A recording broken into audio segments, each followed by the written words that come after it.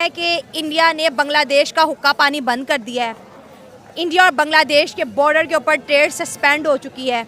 सैकड़ों की तादाद में ट्रक खड़े हैं, लेकिन इंडिया उन ट्रक्स की सप्लाई बांग्लादेश को नहीं दे रहा, जिसके अंदर फूड आइटम्स है, जिसके अंदर ग्रोसरी है।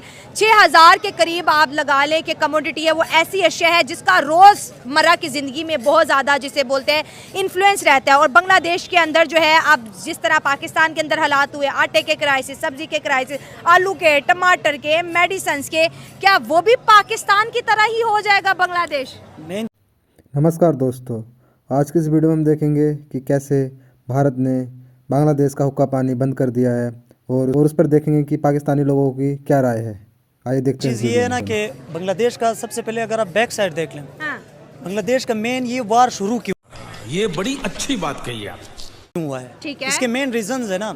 इसके ऊपर मैंने आर्टिकल पढ़ा है, उसमें उन्हें बताते हैं कि एक तो ना एक सिविल डिक्टेटरशिप चली है। अच्छा, सिविल डिक्टेटरशिप हसीना वाजद जो है ना, वो तकरीबन 10 साल या इससे भी ज़्यादा 15 साल हो गए थे। ये हुकूमत वो जारी रखी हुई है, तो उन्होंने एक तरह से सिविल डिक्टेटरशिप कायम रखी हुई।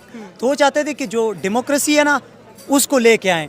तो उन्होंने क्या किया कि अब तो इल्ज़ाम लग रहे हैं, क्रिटिक्स पर हो रहे हैं, मोस्ट ऑफ द लोग ये कह रहे हैं कि अमेरिका इसमें इन्वॉल्व है। अमेरिका क्यों इन्वॉल्व है? अमेरिका चाहता है कि जो चाइना की जो उनकी जो इकोनॉमिक्स है, वो इकोनॉमी बहुत ज़्यादा अप जा रही है, तो उनके लिए वो अपने लिए वो थ्रेट समझते हैं। तो उन्होंने बांग्लादेश में ऐसे हालात पैदा कर दिए, वो चाहते हैं ना कि इधर कुछ ऐसे हालात पैदा कर लें ताकि चाइना पर उसका इम्पैक्ट हो।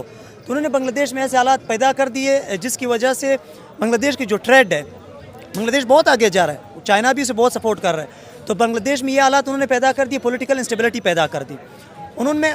ये मोस्टली वो लोग ऐसे मतलब क्रिटिक्स कर रहे थे, या कह सकते हो कि इल्ज़ाम लगा रहे हैं कि इस पे जमात इस्लामी जो है, उनके अंदर जो अमेरिका का मेन रोल होता है, जैसे कि अफगानिस्तान में वो मोस्टली करते थे कि रिलीजन का लफड़ा डाल लेते थे।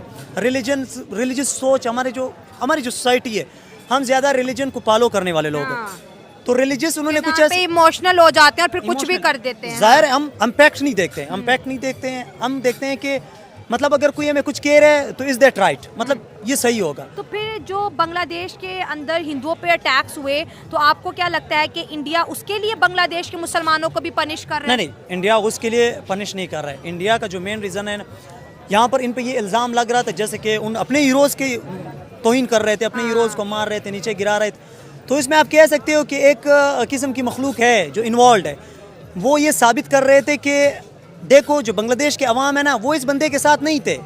ये तो इस बंदे ने एवं ये रोला डाला हुआ था, बांग्लादेश को अलग कर दिया। अच्छा। लेकिन ये लोग सारे जो है ना इस बंदे के खिलाफ, इसके ये हीरो नहीं है इनका, ये असल में विलन है। उन्होंने शेख मुजीबुर रहमान, वो कहते थे कि ये विलन है, देखो सबके सामने उन्होंने दिखा दिया। तो मतलब इंडिया के साथ वो एक तरह से इल्ज़ाम लगा रहे थे कि जो हमें पाकिस्तान से अलग किया गया है, तो इसमें इंडिया का बहुत बड़ा रोल है। यू कैन से दैट, मतलब आप खुद भी सोच सकती है ना कि क्या हुआ था 1971 में, एवरीवन नो दैट। तो उन्होंने क्या किया, इंडिया के ख़िलाफ़ उन्होंने वहाँ पर ऐसी कंपेनें शुरू कर दी कि इंडिया यहाँ पर जो शेख हसीना वाजिद है, जो उन्होंने सिविल डिक्टेटरशिप कायम, ये सारा इंडिया का रोल है। तो इंडिया सारी ये इल्जाम उधर भी गया है, सारे इल्ज़ामात वो इंडिया पे डाल रहे थे, यानी शेख हसीना को वो कहते हैं कि इनडायरेक्टली इंडिया ही सपोर्ट कर रहे हैं। तो वहाँ पर उन्होंने ऐसे हालात पैदा कर दिए ताकि इंडिया से उनका जो ट्रेड है ना, वो ख़त्म हो जाए। वो ख़त्म होगा तो बांग्लादेश जाहिर है वो इंस्टेबिलिटी के नीचे जाएगा, क्योंकि उसका जो आप कह सकते हो जो टेक्सटाइल है वो बहुत ऊपर जा रहा है। और जब से इनके हालात बिगड़े हैं, इंडिया के टेक्सटाइल के ऑर्डर्स बढ़ते चले जा रहे हैं, हकीकत। और बांग्लादेश के बंद हो गए। और बांग्लादेश के बंद, और मेन चीज़ ये ना, किसी भी मुल्क को अगर आपने तबाह करना है, किसी भी मुल्क के अगर डेमोक्रेसी को डिस्ट्रॉय करना है, तो उसके लिए आपको 3 चीज़ें अप्लाई करनी होगी। अच्छा। उनकी इम्प्लीमेंटेशन क्या है? एक, आपने उसकी जो लेजिस्लेशन है ना, उसकी जो कवानीन है, उनको कमज़ोर करना होगा। उनको किससे, ये एक चेन है, उस चेन में आपने क्या करना होगा, उस चेन में आपने एक इंस्टीट्यूशन को ज़्यादा मतलब पावर देना है। जैसे कि बांग्लादेश में आर्मी को पावर मिल गई, पहले आर्मी को पावर नहीं थी, अब वो आहिस्ता आहिस्ता पावर में आ रहे। अगर आप किसी सिविल मतलब फर्ज करें किसी पार्टी को एम्पावर कर रहे हो, तो पार्टी अगर कल गलत करेगी तो पार्टी के खिलाफ इंकलाब कुछ कर सकती है, पार्टी को मतलब एक बंदा उसको गिरा सकती है, या वो उसका हुकूमत ख़त्म, उसकी सब कुछ ख़त्म कर सकती है। लेकिन आर्मी जो है ना, आर्मी वो एक इंस्टीट्यूशन है, वो जब एम्पावर होता है ना, उनके फिर बहुत नुकसान आते हैं। आप एग्जांपल दे सकते हो, आप बर्मा का एग्जांपल ले सकते हो। वहाँ पर उन्होंने क्या किया, बहुत सारे आप देख सकते हो कितनी तबाही हुई, मुसलमानों को अलग तरीके से तबाह कर दिया। लेकिन हम ये भी तो देख रहे हैं ना कि जो जो इस्लामिक कंट्रीज़ हैं, पाकिस्तान बांग्लादेश की चले बात करते हैं, इस्लामिक कंट्री है लेकिन यहाँ पर डेमोक्रेसी नहीं आ पाई, यहाँ पे जमहूरियत पनप नहीं सकी। इंडिया की बात करें, वो एक सेकुलर कंट्री था, वहाँ पे डेमोक्रेसी भी आई, दुनिया की सबसे बड़ी डेमोक्रेसी दुनिया ने देखी। मेन चीज़ ये है ना, सोसाइटी में इंस्टीट्यूशंस होते हैं जिसके लिए एक फंक्शन यूज़ होता है। सोसाइटी के 3 स्ट्रक्चर होते हैं। उसके लिए एक होता है फंक्शनलिज्म। फंक्शनलिज्म में कहते हैं कि जब तक सोसाइटी में ये सारे इंस्टीट्यूशन मिल के काम नहीं करेंगे, कहते हैं एक इंसान के अगर पैर नहीं है तो वो माजूर है। सेम सोसाइटी भी इसी तरह है। सोसाइटी के इंस्टीट्यूशन है, लाइक आप उसके मिलिट्री हो गया, उसका फैमिली सिस्टम हो गया, उसका एजुकेशन हो गया, उसका हेल्थ सिस्टम हो गया, उसका गवर्नमेंट हो गया, उसकी जो कानून है वो हो गया। हाँ। उसमें कोई भी अगर इंस्टीट्यूशन कमज़ोर है, वीक है, तो आप कह सकते हो कि उसकी सोसाइटी पे उसका इम्पैक्ट पड़ेगा। अगर इन इंस्टीट्यूशन में एक इंस्टीट्यूशन ऊपर आ जाता है, बाकी इंस्टीट्यूशन को दबा लेता है, तो एक इंस्टीट्यूशन मतलब आप ऐसे तो नहीं कह सकते इंसान के ना हाथ है ना पैर है, सिर्फ उसका एक पैर है, उस पर वो जा रहा है, तो वो तो इंस्टेबल है ना, वो तो माजूर है। तो पाकिस्तान, आप कह सकते हो कि पाकिस्तान इस टाइम एक पैर पे चल रहा है, सही है। बाकी जो इनके पैर है, बाकी जो इनके इंस्टीट्यूशन है वो दबे हुए हैं, उनको दबाया गया है। लेकिन एक पैर पे चल रहे, तो एक पैर पे ज़ाहिर है फिर इंस्टेबिलिटी आएगी। वो एक इंस्टीट्यूशन तो ज़ाहिर है आगे वो क्या करेगा। बांग्लादेश की ट्रेड हो रही थी, वो तकरीबन थी कुछ $16 बिलियन की ना, 14-16 ठीक है, 16 बिलियन की। तो ये ट्रेड अगर ख़त्म हो गई, आप देखेंगे बांग्लादेश में काफ़ी मतलब सिलाव वगैरह आते हैं, तो गारमेंट्स एक्सपोर्टर वो सेकंड लार्जेस्ट है पूरी दुनिया में।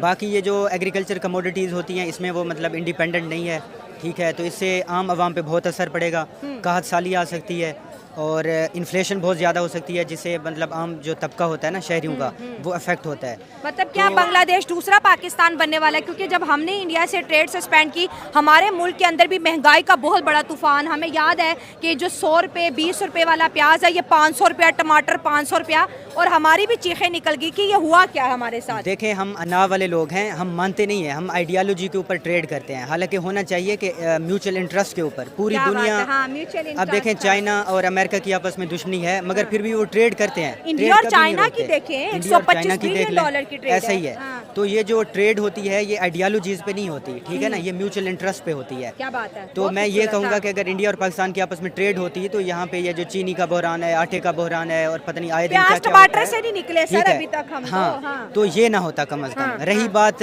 जंग की, कश्मीर की, वो टेबल टॉक के जरिए हल होता। इसका मतलब ये नहीं है कि आप पूरा मुंह फेर लेना। बांग्लादेश तरक्की नहीं करेगा तो इसका एडवांटेज इंडिया को होगा, क्योंकि पाकिस्तान में तो इंडस्ट्री है नहीं, इंडिया इंडस्ट्रियल हब बनता जा रहा है, तो उनका एक्सपोर्ट और बढ़ेगा। बॉर्डर पे इंडिया ने ट्रेड बांग्लादेश के साथ सस्पेंड कर दिया, बांग्लादेश का दाना पानी बंद कर दिया, अब क्या कहेंगे? इसके ऊपर मैं ये कहना चाहूँगा कि भारत का ये बहुत बड़ा डिप्लोमेटिक और बहुत बड़ा पॉलिटिकल फेलियर है। अच्छा, ठीक है, फेलियर है वो इस तरीके से, क्योंकि भारत की बहुत ज़्यादा ट्रेड जो थी वो बांग्लादेश से हो रही थी, जो कि अब सस्पेंड हो चुकी है, जिसका भारत को डेफिनेटली नुकसान होगा। लेकिन नुकसान इस हद तक नहीं होगा जिस तरह पाकिस्तान में आप कह रही है कि टमाटर बहुत ज़्यादा महंगे हैं और आलू बहुत ज़्यादा महंगे। देखिए, भारत की जो इकोनॉमिक सुपर हब है, वो पावर हाउस है इकोनॉमिक, ठीक है, तो उसको उतना, जिसको कहते हैं ना, को प्रॉब्लम्स फेस नहीं करनी पड़ेंगी। सो मेरे नज़दीक जो है ये भारत का एक बहुत बड़ा फेलियर है, और पाकिस्तान को एक इसके अंदर ये एज है कि पाकिस्तान अपने डिप्लोमेटिक टाइज बांग्लादेश के साथ बेहतर कर सकता है। आप कह रहे हैं ये इंडिया का फेलियर है, लेकिन अगर इंडिया का पॉइंट देखिए, उन्होंने कहा कि आपकी कंट्री में अनरेस्ट है, हम आपके साथ ट्रेड नहीं कर सकते, दैट्स व्हाई हम जो है ना ट्रेड सस्पेंड कर रहे हैं। और पूरी दुनिया का यही हमने देखा है एक रवैया, जब भी किसी मुल्क के अंदर अनरेस्ट होता है तो उसकी जो पार्टनर कंपनी होती है या पार्टनर मुल्क होता है वो हर चीज़ बंद कर देता है, क्योंकि यहाँ पर बात हो रही है 7,000 करोड़ मालियत की, तो कोई इसको जिहादी ग्रुप के हवाले तो नहीं करेगा ना इतने बड़े। अच्छा, बड़ी मज़े की बात की है, ज़रा इनसे पूछे कि ये अनरेस्ट पैदा किसने किया है। हाँ। ये अपनी ही एक क्लाइंट स्टेट बनाना चाह रहे थे बांग्लादेश को, कि जो हम कहेंगे वही ये करेंगे, और जो हमारा अपॉइंटेड प्राइम मिनिस्टर है, जो वो कहेगी तो वही होगा। आपसे तो ये भी नहीं एग्री कर रहे। मेरी बात सुने, आप जो कह रहे हैं ना 15 साल से जो हसीना वाजिद है वो इंडियन नवाज है, इंडिया की पॉलिसी अप्लाई हो रही है। जहाँ तक आप कह रहे हैं ना कि इंडिया चाहता कि हमारी एक पपेट स्टेट होती जो हमारे इशारों पे चलती। पाकिस्तान ने ये भी कहा था कि बांग्लादेश पे हिंदुस्तान कब्जा कर लेगा, मगर इंडिया ने उन्हें स्पेस दी। उन्हें कहा तुम अलहदा कंट्री हो, हम तुम्हारी जान छुड़वा रहे हैं, ठीक है, कब्जा नहीं किया, इन्वेड नहीं किया। अब भी उनका था कि उनकी अपनी ही मर्ज़ी की हुकूमत थी। इसमें क्या है कि जमात इस्लामी का जो लिंक है वो हमारी ISI से है, ठीक है। तो इसमें इंडिया के क्लेम ये आ रहे हैं कि इसमें ISI और पाकिस्तान इन्वॉल्व था, ठीक है। और वैसे अगर इंटरनेशनल सतह पे देखा जाए तो अमेरिका ने पाकिस्तान से अड्डे मांगे थे और इमरान खान ने इनकार किया तो वो हट गए। मतलब और इस इसके तरह पीछे भी अमेरिका ने US, हाँ बांग्लादेश से भी अड्डे मांगे। और उन्होंने एक और भी इनकार बात किया, कही जा रही है हाँ। कि म्यांमार और बांग्लादेश के दरमियान एक क्रिश्चियन कंट्री छोटा सा वो किया जाएगा ताकि चाइना को कंटेन किया जाए और वहाँ पे बहरी बेड़े हों और ये चीज़ें। मैं इनकी बात से डिसएग्री इसलिए करता हूँ क्योंकि इस चीज़ का कोई एक्चुअल एविडेंस नहीं है। ISI को किसी मुल्क के अंदर मुदाखलत करने का कोई शौक नहीं है। अच्छा। पाकिस्तान की इंटेलिजेंस एजेंसीज और जो दिफाई इदारे हैं वो उनको किसी के साथ कंसर्न नहीं है, उनको अपने मुल्क के साथ कंसर्न है, अपने नेशनल इंटरेस्ट के साथ कंसर्न है। हाँ, मुदाखलत करते हैं भारतीय, जो ये इंडियंस जो है बलूचिस्तान में कर रहे हैं, जो ये KPK में कर रहे हैं, जो ये ईरान में कर तो रहे वो भी हैं। हम पे लगाते हैं ना, खालिस्तान कौन बनाना चाहता है। Obviously। और हम ओपनली कहते हैं कि यहाँ के लोग ट्वीट करते हैं कि हम खालिस्तान बनाएंगे, आपने बांग्लादेश मैं बनाया। आपको हम तारीफ करते थे, देखो 1971 में बांग्लादेश बना, आज हमसे आगे, आज इंडिया ने बांग्लादेश का ट्रेड सस्पेंड कर दिया। अगर इनकी ट्रेड की मालियत 2023-24 देखा जाए, $14 बिलियन की ट्रेड हुई है इंडिया और बांग्लादेश के बीच। इतनी ज़्यादा ट्रेड हुई और और आज वो खतरे में आज वो खतरे में। इंडिया जो है ना, इंडिया को आप कह सकते हो इंडिया एक बहुत बड़ी पॉपुलेटेड कंट्री है, सही है। जहाँ पर पॉपुलेटेड कंट्री है, अगर आप वहाँ पर ट्रेड करोगे तो इसका आपको 100% मुनाफा फायदा, होगा। yes। अगर हम पाकिस्तान की बात करें, पाकिस्तान अगर उनके साथ ट्रेड करना चाहता तो है आज तो हम बहुत आगे जा सकते हैं। देखो आप उनकी GDP देखें कितनी ऊपर है, कितने आगे है। क्यों आगे? क्योंकि वहाँ पर उन्होंने सारे इंस्टीट्यूशन को इक्वल रखा हुआ है। उन्होंने एक टनल प्रोवाइड किया है कि इस टनल से आपने जाना है, you can not go from that tunnel. आप इस टनल से इधर उधर नहीं जा सकते हो। You are even allow just in this tunnel. आप उस टनल में अलाउ, आप इधर उधर नहीं जा सकते हो। उस अच्छा। टनल में वो आपको डायरेक्शन देंगे, जबरदस्त, हाँ। इस डायरेक्शन के मुताबिक आपने चलना है। हाँ। लेकिन अगर आप अपनी मर्जी करोगे कि नहीं मैंने इस टनल में नहीं जाना है, मैं इधर जा रहा हूँ, बाकी मतलब सारे वहाँ पे अवाम की हुकूमत है और अवाम ही चला रही है ना, अवाम ये ही बात चला, है। अवाम ही को डेमोक्रेसी नाम हाँ। इसी चीज़ का है। सही बात है, हाँ। अवाम के बगैर डेमोक्रेसी आगे नहीं जा सकती। हाँ। जब तक अवाम चाहेंगे तब डेमोक्रेसी जाएगी। आपको क्या लगता है सर, ये नई गवर्नमेंट शेख हसीना के, तो आपने बात की कि इंडिया और उनके ताल्लुकात बहुत अच्छे थे और कई लोगों ने इस चीज़ को अच्छे गलत होने रुख चाहिए। भी दिया कि वो पपेट है, लेकिन इंडिया के साथ बांग्लादेश के ताल्लुकात अच्छे थे, इंडिया के साथ साथ बांग्लादेश ने भी तरक्की की। अब इंडिया ने ट्रेड सस्पेंड कर दिया। अगर इंडिया का कॉन्फिडेंस बांग्लादेश पे बहाल नहीं होता तो ज़रा इमेज बता दें कि बांग्लादेश का क्या होगा, क्योंकि हमने देखा है जिन जिन कंट्री से इंडिया हाथ खींच लेता है वहाँ उनको फिर कोई नहीं पूछता। देखिए मेन चीज़ ये, बातें तो करनी नहीं चाहिए लेकिन अब मैं करूँगा। हाँ, मेन चीज़ ये है कि आपको देखना चाहिए कि जो इंडिया है, इंडिया के ख़िलाफ़ कौन ऐसा काम कर सकता है। मेन चीज़ है, आप शेख वो मुजीबुर रहमान है, आप उसको देख लें, उसके जो पुतले गिराए गए, उसके कितना बेइज्जती की गई।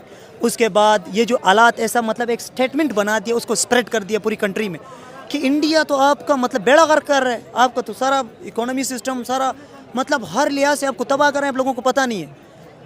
उन्होंने ऐसी स्टेटमेंट ब्रांड वॉश के सेम इधर पाकिस्तान में अगर आप देखें, इंडिया को जब हम बलूचिस्तान में होते थे, जब हम यहाँ पंजाब नहीं आए थे, वहाँ पर एक स्टेटमेंट थी कि आप जब पंजाब जाओगे, पंजाब के लोग आपसे इतनी नफरत करेंगे कि आपको देखते भी नहीं है। मतलब एक स्टेटमेंट उन्होंने बनाया, सेम इधर पंजाब में बनाया कि आप बलूचिस्तान में जाओगे तो बलूचिस्तान में आपको मार दिया जाएगा। लेकिन ऐसा नहीं है, पंजाबी जाते हैं, उधर रहते हैं, उधर टाइम स्पेंड करते हैं, उधर जॉब्स करते हैं, काम करते हैं, बिजनेस करते हैं। सेम इधर बलूचिस्तान के लोग इधर आते हैं, पढ़ते हैं, जब वो पंजाबियों को देखते हैं कि कहते हैं कि हाथ की उंगलियां भी बराबर नहीं होती है, डिफरेंट होती है।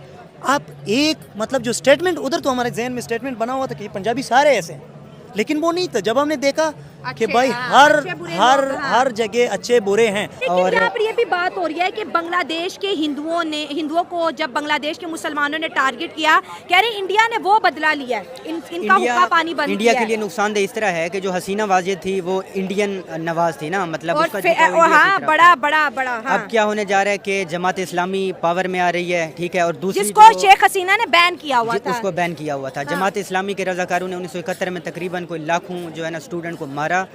ओवरऑल जो जिनोसाइड हुआ था वो 30 लाख लोगों का था और तकरीबन 6 लाख औरतों के मर्डर किए थे। हमारे आर्मी के लोगों ने कहा था कि we will change your caste and generation, ठीक है, तुम लोग हिंदू की तरह हो, हम तुम्हारी नस्ल तब्दील करेंगे। ये सीन हुआ था। और ये तो जो एक जमात बड़े इस्लामी है ऑब्वियसली ये इनका इंक्लाइन जो है पाकिस्तान की तरफ होता है। राइट विंग हैं, इस्लामिक हैं। ये भी बात हो रही है कि पहले मशरकी पाकिस्तान बांग्लादेश बना, अब बांग्लादेश दोबारा मशरकी पाकिस्तान बनेगा।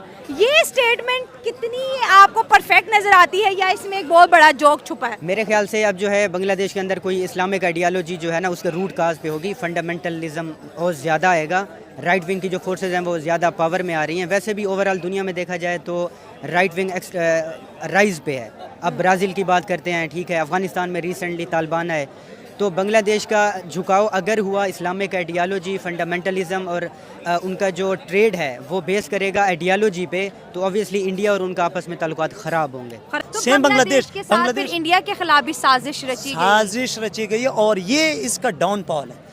वहाँ पर ऐसे डाउनफॉल है, वहाँ पर ऐसे मिथ जारी किए गए हैं लोगों के जहनों पर। देखिए हम मुसलमान ना रिलीजन को बहुत फॉलो करते हैं। हमें रिलीजन, अब हिंदू जो है ना वो बांग्लादेश में हिंदू ज़्यादा है ना, हमने वहाँ पर एक स्टेटमेंट बना दी कि हिंदू हमारे फ़ायदे में नहीं है, ये वो, तो फिर तो क्रिश्चियन भी हमारे फ़ायदे में नहीं है, वो भी तो हमसे मज़हब में अलग है, वो क्यों फ़ायदे में?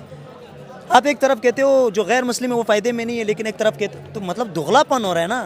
अब इंडिया अगर बांग्लादेश से अपना हाथ उठाता है ना, ये लिख के ले लो, ये 10 साल बाद आप देखोगे बांग्लादेश कहाँ पहुँचेगा। आज बांग्लादेश पे कोई 1 रुपया कर्जा नहीं है कि डॉक्टर यूनुस आया हुआ है, ठीक है, आप वो एक नोबेल प्राइज़ विनर है, लेकिन हर बंदा अब क्या पता वो हुकूमत चला सकता है कि नहीं। सही बात है। अगर मैं टीचर हूँ, मुझे कोई कहे कि आप जाएं मीडिया के मतलब जर्नलिस्ट बन जाएं, तो ये तो नहीं, वो उसका रोल है, वो अच्छा प्ले कर सकते हैं ना। मेरा जो रोल है मैं अपना रोल अच्छी तरह से प्ले कर सकता हूँ। तो अगर आप डॉक्टर यूनुस को ला रहे हैं, उसको मतलब आप कैसे इस तरह मतलब इतनी पूरी कंट्री उसके सारे हाथ में दे दी, ले चलाओ, और जो खुद अमेरिका से इंपोर्ट किया हुआ है। हाय, दैट इज द पॉइंट। तो मतलब काफ़ी सारी चीज़ें हैं, ये इंस्टेबिलिटी है, ये पॉलिटिकल इंस्टेबिलिटी कहते हैं। जहाँ पर देखा जाए तो बांग्लादेश, जैसे आपने कहा कि इंडिया अगर हाथ हटा लेता है तो 10 साल में बांग्लादेश का बेड़ा गर्क हो जाएगा। और जब बांग्लादेश को पैसे की ज़रूरत पड़ती, शेख हसीना वहाँ जाती थी मेडिकल वीज़े के लिए, फंड के लिए, और वो फ्री में देते थे, कर्जा नहीं दिया कभी। कर्जा नहीं दिया। इसके लिए कार्ल मार्क्स एक कोटेशन यूज़ करता है कि अफीम जो है ना इज़ लाइक जो रिलीजन इज़ लाइक अफीम।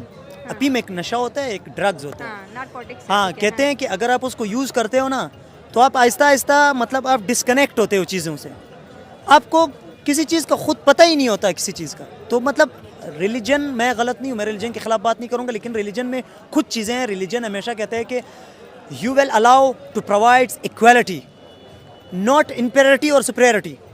आप अगर कह रहे हो कि मतलब वो हिंदू है, ये वो, इंडिया के खिलाफ एक स्टेटमेंट बन गई है, तो यहाँ पर एक ही इंस्टीट्यूशन का काम है और वो हम सबको पता है।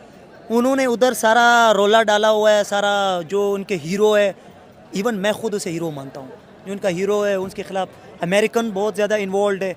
वो चाइना के लेवल से कहते हैं कि चाइना का खाना ख़राब हो, और जो बाकी यार दोस्त इन्वॉल्व है वो चाहते हैं कि इंडिया के हालात ख़राब हो जाएं। इंडिया का भी तो फायदा हो रहा था टेक्सटाइल के वाले से, इंडिया बॉर्डर पे भी अनरेस्ट नहीं था, सुकून था ना। लेकिन खुद तो बेचारे भीख मांग के तक गए। अब तो भीख भी देने वाले कोई नहीं है। तो वही सीन है ना, कहते हैं खुद तो कुछ नहीं, वो एक मिसाल है कि खुद तो कुछ नहीं कर सकता हूँ लेकिन तेरा बेड़ा ज़रूर गर्क कर सकता हूँ। खुद तो मेरा कुछ नहीं हो रहा ना, मैं तो गर्क ही हुआ हूँ, लेकिन तेरा तो बेड़ा गर्क कर सकता हूँ, किसी न किसी तेरा बनाऊँगा लपड़ा। तो वही है। अब ये पाकिस्तान, तो ये बांग्लादेश जो है ना, ये मिनी पाकिस्तान बनेगा। ये इतना डूबेगा सोच भी नहीं सकोगे, क्योंकि जो टेक्सटाइल इतनी ऊपर है, उनकी जो वुमेन एम्पावरमेंट इतनी ऊपर थी। अब ये जमात इस्लामी आ रही है, इनके इधर कौंसल है, इधर ऑर्गेनाइजेशन है पंजाब यूनिवर्सिटी में इनका। आप सोचें कि मतलब इस तरह वो उन्होंने ऐसा चीज़ें सारी ऐसे की हुई है, ऐसे कंट्रोल में की हुई कि भाई अगर कुछ हो रहा है तो मतलब हमारी मर्जी से चले। Who the hell are you, आप कौन होते हो? यादव का केस आया, हाँ। एजेंट पकड़ा गया, हाँ। कन्फेशन हुई, हाँ। That is the documented evidence. लेकिन सर आज तक आप हैंग आउट नहीं कर सके कुलभूषण यादव को, अगर वो जासूस है तो। जासूस तो वो था। देखें, मुशर्रफ ने बड़ी अच्छी बात की थी 2008 में, जब इंडिया के अंदर, दिल्ली के अंदर कन्वर्सेशंस हो रही थी।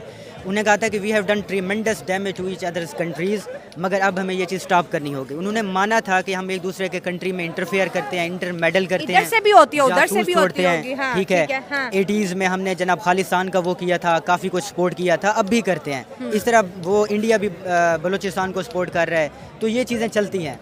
अगेन आई डिसएग्री, पाकिस्तान की खालिस्तान में किसी तरह की कोई इन्वॉल्वमेंट नहीं है। कश्मीर के अंदर 8 लाख फौज भारत ने बिठाई हुई है, मारते ये लोग हैं और नाम पाकिस्तान का लगाते हैं। वो कहते हैं पाकिस्तान को on time on place of our choosing पे मारेंगे। इतना बड़ा मुल्क है, अगर 8 लाख आर्मी कश्मीर में ही है तो बाकी सरहदों पे फिर कौन है? भाई 8 ये तो लाख एक फौज fake हमने news है देखें, सर। 8 लाख फौज 8 डिजिट नहीं है, ये 8,000 नहीं है, ये 8 लाख है। 8 लाख फौज हमने थोड़ी बिठाई है। मारता जुल्म कौन करता है वहाँ पे? नज़र नहीं आता। हमें गज़ा नज़र आएगा, हमें फ़लस्तीन नज़र आएगा। बलूचिस्तान ने तो अपनी कंसेंट भी नहीं दी थी पाकिस्तान में शामिल होने के लिए, हमने ओवरटेक कर लिया था। और अब भी जुल्फ़कार अली भुट्टो ने जो बलूचिस्तान में ऑपरेशन किया था उसमें कितने लोग मारे गए हमें नहीं पता। क्यों? क्योंकि हम पंजाबी हैं, हम लाहौर से बिलोंग करते हैं, ठीक है। अब भी वो जहाँ पे टारगेट किलिंग हो रही है, ISI बंदे उठा के ले जाती है। क्या नेशनल मीडिया के ऊपर गवादर का जो जलसा हो रहा है वो दिखाया गया? नहीं दिखाया जाएगा। बन्नू में जो 200 बंदे मारे गए वो दिखाए? नहीं दिखाए गए। मंजूर पश्तीन का इतना बड़ा पॉलिटिकल लीडर है, कोई भी जलसा नेशनल मीडिया पे शो किया हो? नहीं, सेंसर्ड है हर चीज़। ट्रूथ को हमेशा सेंसर किया जाता कैसी है। इन्होंने बात की है। आप बात करें जी पाकिस्तान के दिफाई इदारों को मारेंगे, आप कहेंगे कि पाकिस्तान हम बलूचिस्तान अलहदा करेंगे, KPK अलहदा करेंगे। आप कर सकते हैं KPK को अलहदा? बिल्कुल भी नहीं कर सकते। बांग्लादेश भी अलहदा किया था। आप एंटी स्टेट बात करेंगे, आप पाकिस्तान को नुकसान पहुंचाने की बात करेंगे, डेफिनेटली हमारे दिफाई इदारे इतने मजबूत हैं और हम इस की चीज़ बात को करें, डिवीजन की बात ना में करें, डिवीजन- राइट के लिए जरूर बात करें। राइट्स हैं, आप डायलॉग करें, आप हमसे बात करें, आपको किसी तरह का मसला है आप बात करें। हाँ, जिधर आप बात करेंगे नहीं फौज को मारो, इनके जनाब इनके ब्रिगेडियर्स को मारो, इनके हेडक्वार्टर्स को मारो, मारंग बलोच की बात किसने सुनी थी? देखें, आप कहते हैं टेबल टॉक हो, कन्वर्सेशन हो, ठीक है, उसमें ये होता है, आप देखें व्हाट्सअप ट्विटर नहीं चल रहा, freedom of opinion and expression नहीं है। बात करें, जो बात कर रहे हैं उसको भी दबाया जा रहा है, ठीक है। बलूचिस्तान में धरना होता है, उसे नेशनल मीडिया पे नहीं दिखाया जाता, तो आप सुन नहीं रहे, आप सुनना नहीं चाहते। हम इस्लामाबाद आएंगे, इस्लामाबाद में आया तो वहाँ पे फोर्सेस बरसाई गई, ठीक है, शेलिंग की गई, मारंग बलोच सर्दियों की रातों में बैठी रही, तब भी उनको सही तरीके से सुना नहीं गया। और एट दी एंड जाके एक कमेटी बना दी जाती है जो कहती है कि आपके मामला सॉल्व करेंगे, धरना ख़त्म हो जाता है और मामला सॉल्व नहीं होते। तो सर, अब जैसे आप तो अपने इंटरनल इशू जो है हम डिस्कस करते हैं और करते भी रहेंगे और करने भी चाहिए, लेकिन आज जो बांग्लादेश की ट्रेड सस्पेंड हो रही है, आज पाकिस्तान के वज़ीर आज़म देख लें, हमारे जो बड़ी बिजनेस क्लास देख लें, उनकी अवलीन कोशिश है कि हम इंडिया के साथ पहली फुर्सत में बॉर्डर खोलें। अगर बांग्लादेश के अंदर एक हेल्दी गवर्नमेंट नहीं आती, इंडिया उनके साथ भी ट्रेड सस्पेंड करता है। पाकिस्तान के बाद अब बांग्लादेश भी गुर्बत की तरफ जाएगा और उसका वो जो पीक था कि वो पाकिस्तान से बेहतर है, वहाँ पर इंडस्ट्री बेहतर है, उनके कपड़े की एक्सपोर्ट बहुत ज़्यादा है, वो सब चीज़ें मुझे ऐसे लग रहा है कि ख़त्म हो जाएगी एक कंट्री के पीछे हटने से। जब भी किसी कंट्री में सिविल अनरेस्ट होता है तो उसमें ये होता है कि जो इनकलाबी लोग होते हैं, बाज़ औक़ात, अब देखें ईरान की बात ले लें, 79 में जब रिलीजियस लोगों ने, शिया रिलीजियस लोगों ने रेवोल्यूशन लाने की कोशिश की, उसमें कम्युनिस्ट लोग भी शामिल थे, मगर एट दी एंड क्या हुआ कि कम्युनिस्ट लोगों को मार दिया गया रिलीजियस लोगों की तरफ से ना। तो जब इनकलाब लाया जाता है, आगे जाके इनकलाब किस तरह टर्न आउट होगा ये किसी को आइडिया नहीं होता। और जितनी ज़्यादा स्पेस और वैक्यूम होगा तब बाकी पावर्स को ये मौका मिल जाता है, स्पेस मिल जाती है कि वो वहाँ पे अपनी जड़ें गाड़ें, ठीक है। तो अब जल्द से जल्द वहाँ पे एक स्टेबल गवर्नमेंट लाने की एक ज़रूरत है, ठीक है। अगर नहीं होगी तो उसका क्या होगा कि जैसे कि रिलीजियस टेररिस्ट ग्रुप आ सकता है, कुछ और भी हो सकता है, तो मुल्क के लिए बहुत नुकसान। तो ये इंडिया का फैसला ठीक है ट्रेड सस्पेंड करने का? फिलहाल ये अनाक पे मबनी है। इंडिया को सोचना चाहिए कि अगर ट्रेड सस्पेंड करेंगे तो इन्फ्लेशन आएगी, आम बंदे का नुकसान होगा, तो ये ट्रेड सस्पेंड नहीं करनी चाहिए। मुझे जहाँ तक लगता है कि इससे भारत को कोई इतना ख़ास कोई फ़र्क नहीं पड़ेगा। वो बहुत बड़ी भारत मार्केट एक है। बहुत बड़ा जायंट है, हाँ, but it is a diplomatic failure, it is a political failure. इसके इम्पैक्ट्स होंगे। जो वो ऑपरेशंस पाकिस्तान में कंडक्ट करते थे, बांग्लादेश के अंदर जो उन्होंने पपेट स्टेट बनाई हुई थी, एटलीस्ट हमें ये सुकून का सांस है कि वहाँ पे अब वो पपेट स्टेट नहीं है और इंशाल्लाह हमें उम्मीद है वहाँ पे गवर्नमेंट आएगी। शेख हसीना तो ये कह रही है कि मैं बांग्लादेश को US की पपेट स्टेट नहीं बनने दूंगी। ये एक पॉलिटिकल बयान है, it is a lie, I don't agree with that. Basically वो भारत के ही इशारों पे चल रही थी। Bangladesh was acting as a puppet state of India. तो इंशाल्लाह मुझे उम्मीद है अब एक बेहतर गवर्नमेंट आएगी जिसके पाकिस्तान से भी बेहतर ताल्लुकात होंगे और ऑल ओवर दुनिया से भी बेहतर ताल्लुकात होंगे। काफ़ी सारी चीज़ें हैं। रिलीजन्स बहुत अच्छी है, मतलब रिलीजन को हम मानते हैं कि अल्लाह एक है, मानना चाहिए हमें, रोज़े में रखने चाहिए, जो हमें कुरान कहता है वही हम सब फॉलो करने चाहिए। प्यार का मैसेज देना, प्यार का मैसेज देना चाहिए। ये हमें नहीं कहना चाहिए कि औरत को ना पढ़ाओ, औरत को घर बिठाओ, लड़के को पिलाओ। ये कहाँ रिलीजन कहता है? ये हमें कभी नहीं बोला है कि औरतें जो है ना वो यूनिवर्सिटी जाके नहीं पढ़ सकती है। किधर पढ़ा है?